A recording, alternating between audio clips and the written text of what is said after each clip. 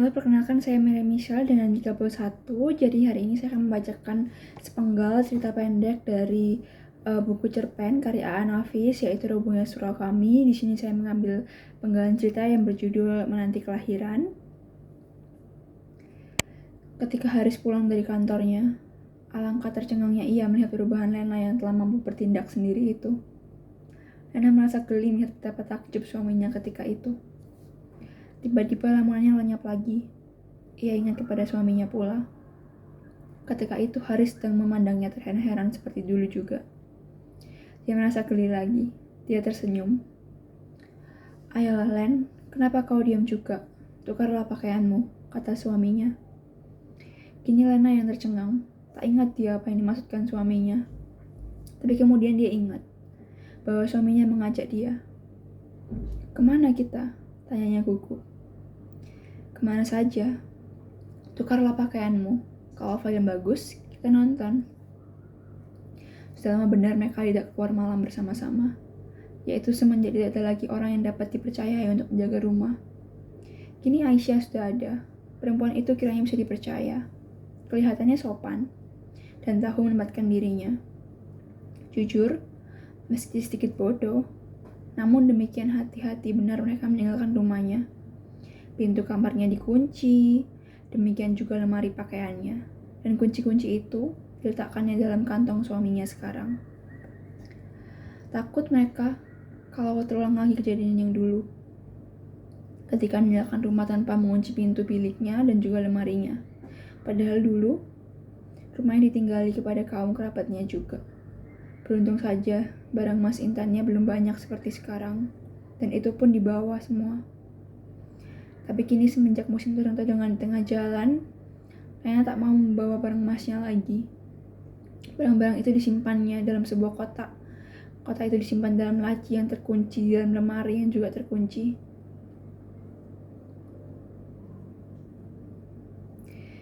Mereka jadi menonton, meski juga ada film baik, karena mereka datang terlambat. Semua karcis sudah habis terjual. Tiba-tiba Haris berhenti dan dipegangnya lengan istrinya, seraya memandang kepada sekumpulan anak-anak dan tukang-tukang becak bersukaan. Ada suasana gembira di kelompok itu. Semuanya pada tertawa berkakahan, dan Lena yang tak biasa bergaul dengan orang-orang seperti itu merasa jijik memandanginya. Dia ajak suaminya supaya cepat-cepat berlalu, tetapi Haris masih tegak mengamati kelompok itu. Ayolah, buat apa dilihat? Aku jijik. Kau lihat anak yang membanyal itu, Len. Peduli apa? Rasanya anak itu anak yang di rumah kita, Len. Dicobanya menajamkan matanya ke arah kelompokan itu. Hei, dia mengomong, katanya seperti tak percaya. Mari, kita dengar apa ceritanya. Haris mengajak. Ketika mereka sudah dekat pada kelompokan itu, terdengarlah banyalannya di antara suara tawa orang-orang di sekitarnya.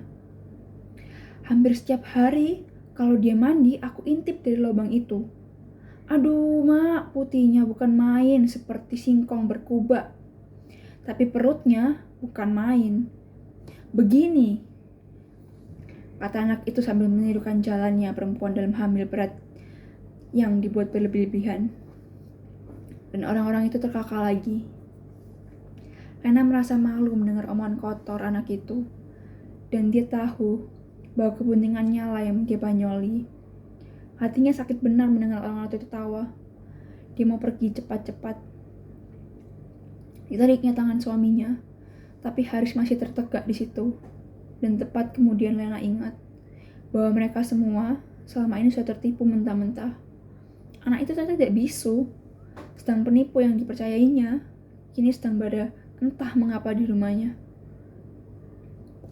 Lalu kemudian timbullah beruntun-runtun dalam pikirannya serba kemungkinan terjadi selama rumahnya dipercayakan kepada seorang penipu. Dia ingat akan hartanya. Dia ingat akan mas-masnya di lemari. Dan suatu rasa memukul keras jantungnya sangat kencang hingga melelengkan seluruh persendiannya. Dia menggapai tangan suaminya, tapi Haris sudah tak berada di sisinya lagi. Dia terjatuh di rumput, dan anak yang dalam perutnya rasa-rasanya berontak pula. Rasa nyeri di perutnya itu bagai membawa nyawanya terbang. Dia mau berteriak memanggil suaminya, tapi suaranya tak mampu melewati kerongkongannya. Dia tak melihat sesuatu lagi. Semuanya serba gelap dalam pandangan matanya. Dan ia tidak tahu sama sekali bahwa orang-orang yang menertawakan banyol tentang kepuntingannya sedang tegak di sekitar dia berbaring. Mereka pada kehilangan akal dan juga keheranan. Lalu dengarnya samar-samar teriakan anak itu.